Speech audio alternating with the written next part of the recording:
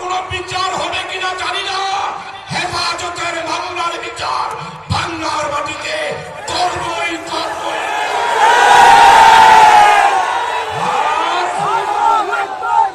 আজকে আমার প্রিয় তালেবুনেরা, ছাত্র বন্ধুদেরকে বলতে চাই, 13 মের ঘটনার পর আমরা চুপচাপ ছিলাম। নরেন্দ্র মোদী আর ভাস্কর্যের বিরুদ্ধে হেফাজত ময়দানে আন্দোলন করল।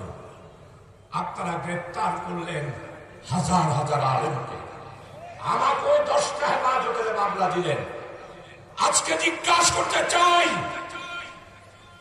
মামুনুল হক সাহেবকে আপনারা হেলমেট পরিয়ে, আপনারা জঙ্গির ড্রেস পরিয়ে, কাগো কাচের নেচেছে না দিয়ে একদিন নয়, 2 দিন নয়, 21 দিন নয়, 32 দিন রিমান্ড করেছিলেন।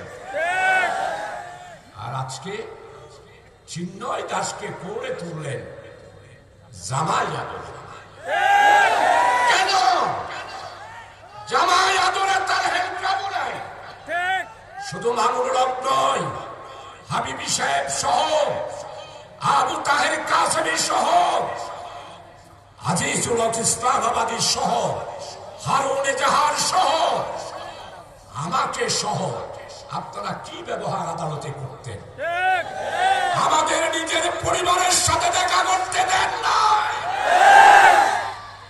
আর আমাদেরকে কন্ডম ছেড়ে মৃত্যুদণ্ড প্রাপ্ত যারা, তাদের ছেড়ে একদিন নয়, 2 দিন নয়, 19 মাস রেখেছিলেন। 19 মাস। আর হারুন এজাহার সাহেবকে 6 মাস। হাটাজারির ছাত্র আমিন, হাটাজারির ভাই চেয়ার